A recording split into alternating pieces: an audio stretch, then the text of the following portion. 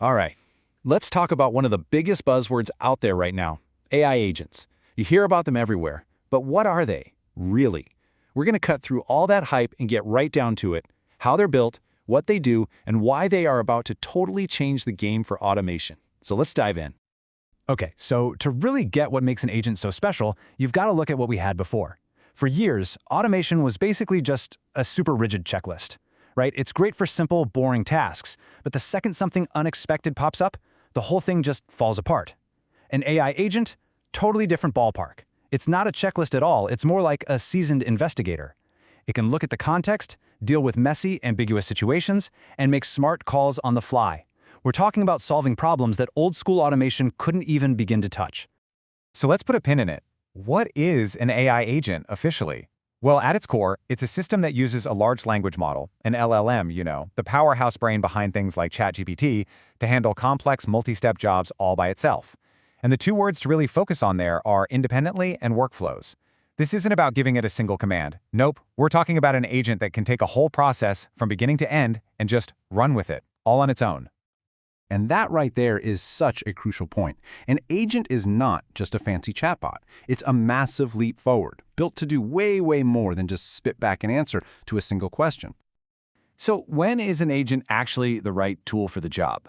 Well, they really shine in all the places where old-school automation just gives up. Things that need real judgment, like figuring out if a complicated refund request should be approved. Or those workflows with crazy, messy rules that are impossible to keep up with, like a vendor security review. But their real superpower? It's dealing with unstructured data.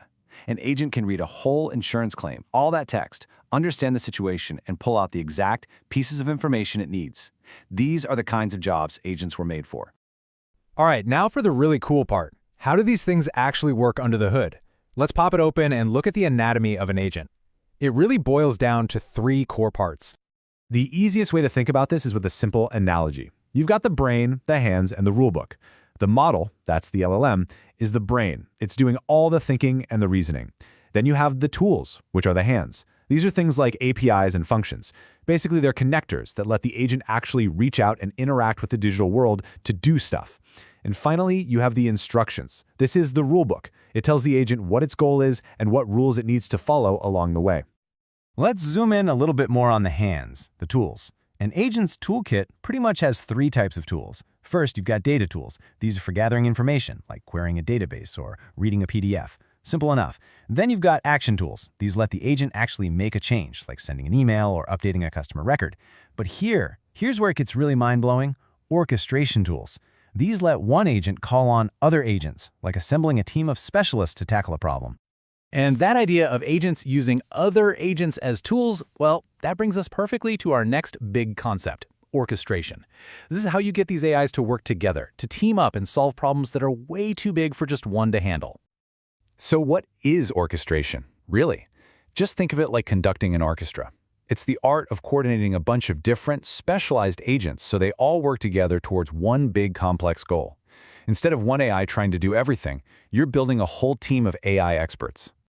Now, there are a couple of main ways to do this. The first pattern is what we call the manager. It's exactly what it sounds like. You have one central manager agent that sees the whole picture.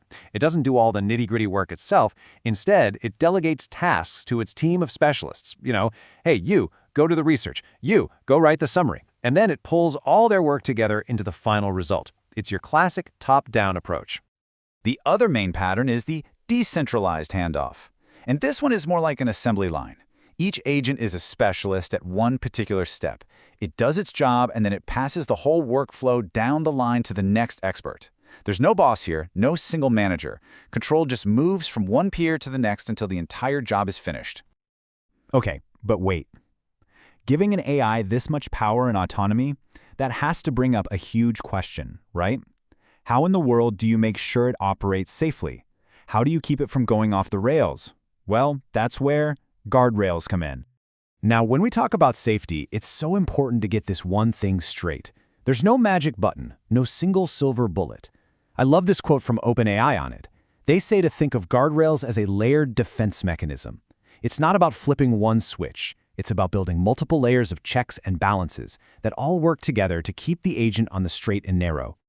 And there are a ton of layers you can build into this safety net. For instance, you can have a relevance classifier to make sure the agent stays on topic, a safety classifier to spot if someone's trying to trick it, a PII filter, which is super important, to stop it from leaking personal info like names or addresses. You can even make it assess how risky a tool is before it's allowed to use it. See? It's all about building this really robust defense system from the ground up. Okay, so let's zoom out and bring this all home. Why does any of this matter? Why is everyone talking about AI agents? What does this actually mean for the future of, well, everything? This is it. This is the big takeaway. This is why agents are such a fundamental shift. We're not just talking about automating simple, boring tasks anymore. The real goal here, the holy grail, is to automate entire complex workflows. To build systems with the kind of intelligence and flexibility that, honestly, you used to need a human for. That's the game changer.